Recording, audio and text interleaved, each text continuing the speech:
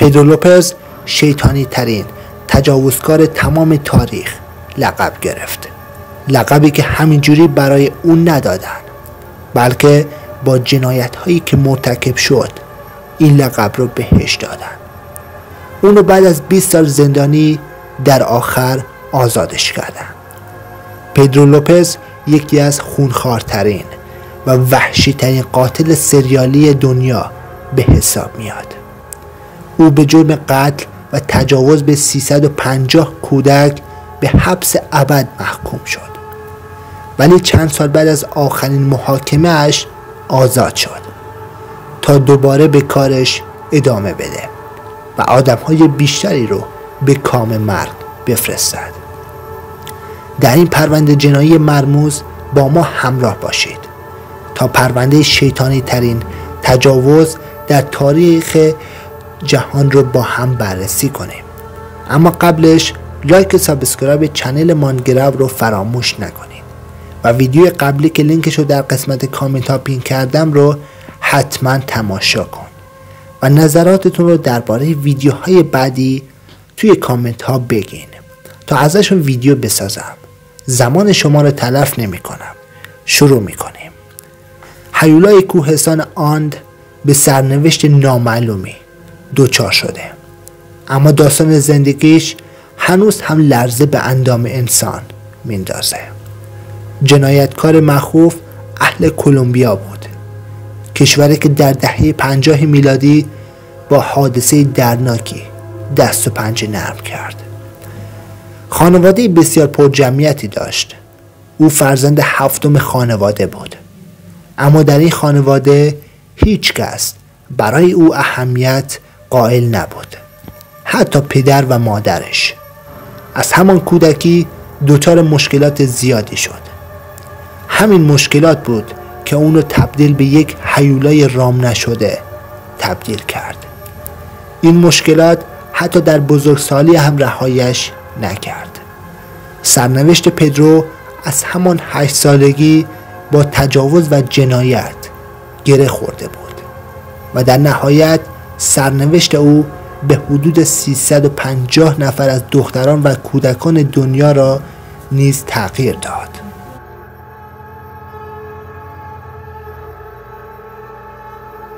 هیولای تجاوزکار از همان دوران کودکی با انحرافات خیلی بدی روبرو بود. زمانی که فقط 8 سال داشت برخورد نامناسبی با یکی از خواهرانش داشت که باعث شد مادرش برای همیشه از خونه بیرونش کنه. پسر از همان شب به بعد ناچار شد زندگی در شب‌های ترسناک کلمبیا رو یاد بگیره و جزوی از زندگی خودش بکنه. بعد از سپری شدن چند شب سخت و وحشتناک، مردی او را در کنار خیابان پیدا کرد. به او پیشنهاد داد تا شب را کنار خانواده‌اش بگذراند و یک دلسیر غذای خوب بخورد. لوپز که از گرسنگی تاب و توانی در بدنش نمانده بود، بدون چون و چرا پیشنهاد مرد را قبول کرد و همراه او به یک جایی که فکر میکرد ممکنه خانواده اش باشد رفت، اما حسابی غافلگیر شد. مرد حیله‌گر پسر 8 ساله رو به یک خانه مخروبه و متروکه در حاشیه شهر برد. به او تجاوز و در خیابان رهایش کرد. او بعدها وقتی که دستگیر شد گفت در آن شب با خودش گفته تا وقتی که زنده ام انتقامم رو از تمام بچه های کوچیک این شهر میگیرم. تمام دختر بچه های کلمبیا رو از بین میبرم تا بفهمید با چه کسی طرف هستید.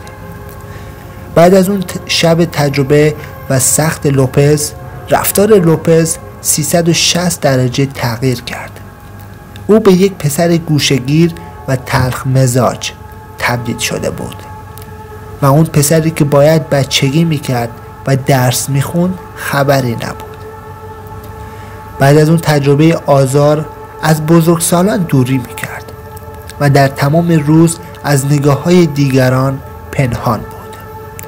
شبها دنبال خوراکی میگشت و هیچ وقت به حرف کسانی که غذای گرم براش آماده کرده بودند گوش نمیکرد. 1 سال با تمام سختی‌های تاریکش سپری شد. پسرک شب زنده‌دار که جایی برای زندگی نداشت، آرام آرام راهش را به سمت جاده‌های خارج شهر کج کرد. در طول 1 سال آرام آرام خودش را به شهر دیگری در همان نزدیکی کشاند. او 1 سال بعد از اینکه روزگارش را خارج از خانه پدری سپری کرد، از شهر پدرش یعنی تولیوا به بوگوتا رفت. در طول اون 1 سال از دیگران دوری کرد و آسیبی هم متوجهش نشد. وقتی به بوگوتا رسید با انبوهی از جمعیت مواجه شد که با چهره‌های اخمو و عصبی نگاهش می‌کردند. بین تمام اون افراد 1 زوج آمریکایی که به تازگی وارد کلمبیا شده بودند توجه او را به خودشان جلب کرد.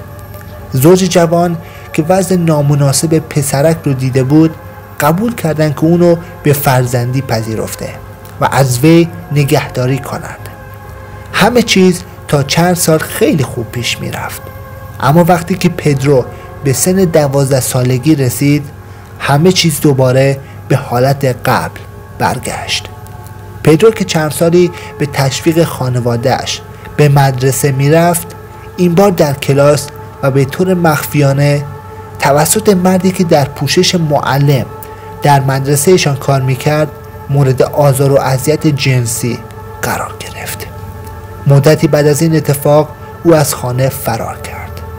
پسرک که سواد اندکی داشت و زندگی نیمه اشرافی دیده بود حالا با زخم تازه خطرناکتر و شیطانی تر شده بود.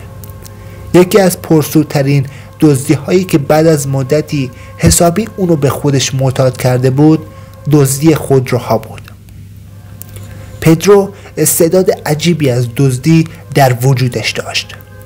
پدرو میتونست در کمترین زمان بهترین خودروها رو بدزده و اونها رو اوراق کرده و با فروش قطعاتش زندگی خودش رو بگذرونه.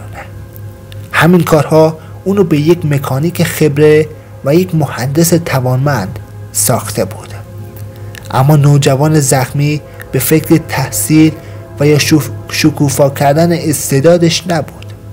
او به جای این حرفا ترجیح میداد به هدفی که در 8 سالگی تعیین کرده بود برسه.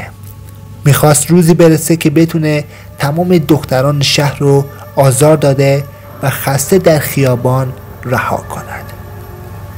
ادامه دزدی‌های پی در پی باعث شد در 18 سالگی پایش به زندان باز شود.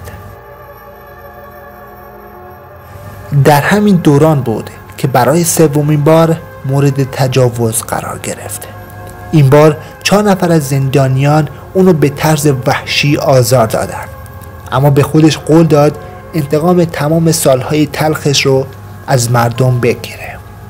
کم کم این حدس و گمانها رنگ و بوی واقعیت را به خودش گرفت. اولین قربانی های پدرو همون 4 نفری بودن که در آخرین ملاقات در سلول زخم تازه‌ای برای او ایجاد کردند.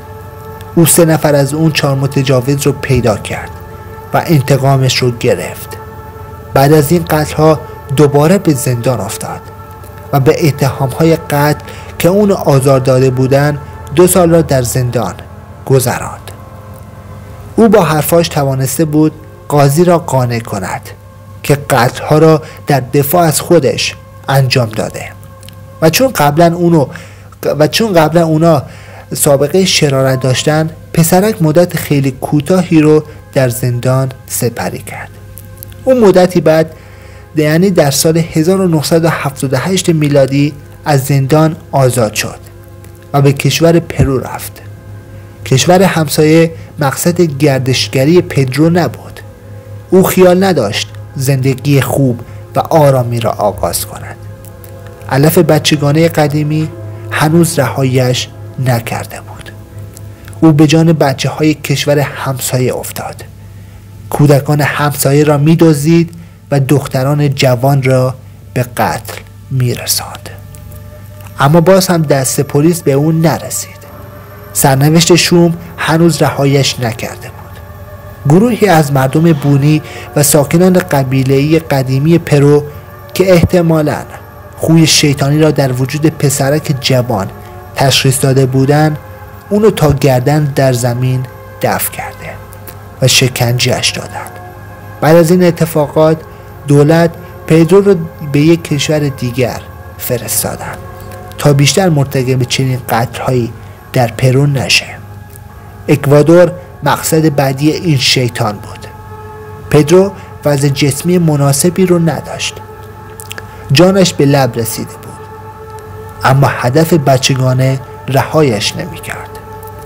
حتی در اون حال زار هم ترجیح میداد زنده بماند و دختران بیشتری رو آزار بدهد. یواش یواش گزارش دختران گم شده‌ای که به دست پلیس میرسید بسیار زیاد شده بود، اما هیچ کس فکرش را نمی کرد تمام این تجاوزها و قتلها کار یک نفر باشد. کارشناسان پلیس به اشتباه فکر می‌کردند دخترک‌های گمشده را مافیاهای جنوبی آمریکا دزدیده و از اونها به عنوان برده جنسی استفاده می‌کنه.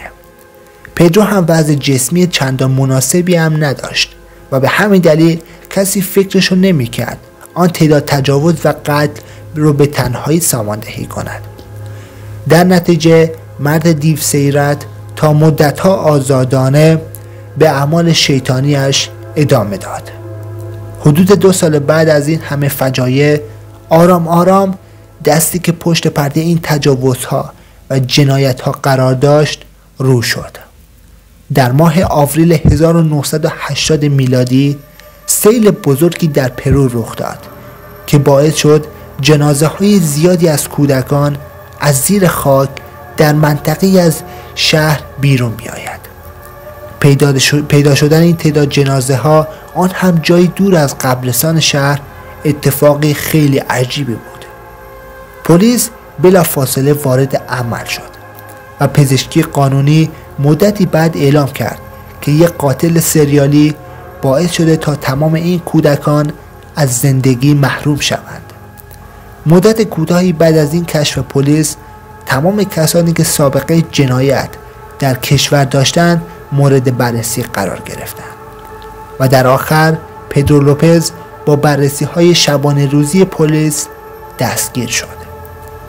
با این وجود شواهد موجود به اون اندازه‌ای نبود که بتونه لوپز رو به حبس بلند مدت محکوم بکنه، اما پلیس مطمئن بود تمام این جنایت ها رو خودش به تنهایی انجام داده. بنابراین باید راهی پیدا می کردن تا زبان مرد دیو سیرت رو باز کنند. پلیس تصمیم گرفت برای جلب اعتماد و باز کردن زبانش یکی از نیروهای پلیس رو به سلول او بفرستند. این نیروی پلیس وظیفه جلب اعتماد لوپز را بر عهده داشت. این نیرنگ پلیس نتیجه داد. لوپز تمام جنایت‌هاش رو برای همسلولیش تعریف کرد. پلیس با این حقه تونسته بود گارد مرد حقه باز رو باز کند. حالا نوبت او بود که لب به سخن بگشاید و ماجرای تمام جنایت‌هاش رو با جزئیات کاملا دقیق تعریف کند. حالا که آب از سرش گذشته بود، تمام اون قتل‌ها رو مو به مو روایت کرد. او گفت دست کم 100 بچه رو در اکوادور کشته. حدود همین تعداد رو در کلمبیا بی حال و بی جان رها کرده است. قربانی های بعد او از بچه های پرو بودند که تعداد اونها نیز 150 نفر بود. او روش عجیب و غریبی برای قربانی هایش نداشت. در برگه های بازجویی او که بعدها توسط پلیس منتشر شد، در این باره اومده بود هر بار که هوس قتل به سرم میزد در خیابان راه میافتادم، دخترها را زیر نظر میگرفتم و هر کسی که به نظرم مناسب میرسید رو به مخفیگاه میکشاندم. اونها رو به پیشنهاد خریدن هدایای گران قیمت فریب میدادم و مدتی بعد هم در یک محله دور افتاده سرشان را زیر آب میکردم. او بعد از قتل دختران که از قبل کنده بود میبرد و هر چند نفر رو هم یک جا دفن میکرد بدون اینکه حتی یک لحظه احساس ناراحتی یا شرم به خودش راه بدهد. او دختر بچه های خردسال رو هم به روش مشابه فریب میداد. اونها رو در زمین های بازی به گوشه ای میکشید و هم بازیشان میشد. بعد از مدتی از اونها میخواست به قبرستانی بیاید، جایی که دوستان کوچکی منتظرشان بود. بعدها او گفت منظورش از این دوستان کوچک کرم‌های خوابیده در خاک بودند که مدتی بعد مهمان بچه‌های به قتل رسیده در خاک می‌شدند. پدرو لوپز برایش تفاوتی نداشت که به چه اسمی صدایش کنند. حتی مهم نبود که 350 بچه رو آزار داده و کشته، چون همیشه میگفت فقط به هدفش عمل کرده است. او در گفتگو با دان دیلر، خبرنگار مشهور آن دوران، گفته بود که به محض اینکه از زندان آزاد شود با کمال مسرت باز هم به قتل و آزار بچه ها ادامه می دهد. او هنوز هم خطرناک به نظر می رسید و به همین دلیل اونو به مدت 20 سال دور از دیگران و به سلول انفرادی حبس شد. تجاوز به این همه انسان در چنین مدت کوتاهی آنقدر عجیب و بزرگ بود که تا آن زمان در حاشیه هیچ کشوری ثبت نشده بود. به همین دلیل پلیس فکر میکرد پدرو لوپز مشغول لافزنی است. از او خواست تا تمام آنچه که میگوید را اثبات کند. هیولای کلمبیایی هم همین کار کرد. او نیروی پلیس را به مخفیگاهش برد و با آنها کمک کرد تا بتونه 53 جنازه رو پیدا کند. مدرکی که برای باور کردن تمام حرفای او کافی به نظر می رسید. او بعد از این جلسه از دادگاه یک لقب جدید دریافت کرد: هیولای آند. لقبی بود که از آن به بعد برای نامیدن پدرو لوپز استفاده می کردند. فقط همان 100 تجاوز و قتل کافی بود تا پدرو لوپز توسط دادگاه بزرگ به حبس ابد محکوم شود. اما سرنوشت او بعد از این اتفاقات دگرگون شد. در سال 1998 میلادی گفته شد که هیولای کوهستان آند به جایی مرموز در کلمبیا برده و در آنجا رها شده است. از آن به بعد از سرنوشت آن هیچ کس خبری ندارد. برخی امید دارند او به دست یکی از قربانیانش به قتل رسیده باشد.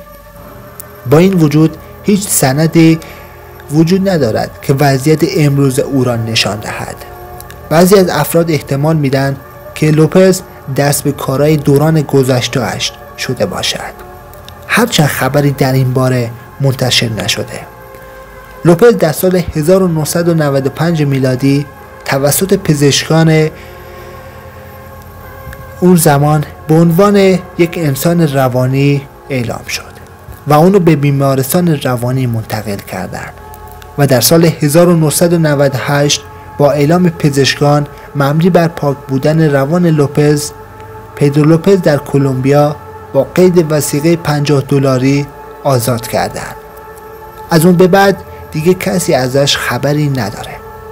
احتمال اینکه این هیولا هنوز زنده باشه است، در صورتی که اگه او زنده باشد سنی در حدود 75 سال دارد.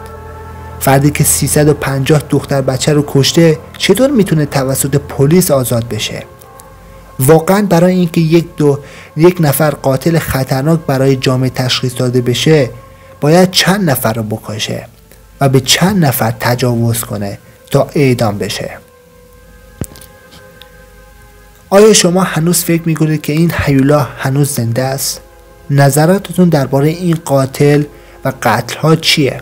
آیا تقصیر پدر و مادر لوپزه که اونو تبدیل به یک شیطان کردن، یا کوتاه اومدن پلیس که اونو دوباره آزاد کرد. اگر از این ویدیو خوشتون اومد لایک رو فراموش نکنید و چنل منو سابسکرایب کنید تا هر شب رأس ساعت 11 با مخوفترین پرونده های جنایی ایران و دنیا آشنا بشید.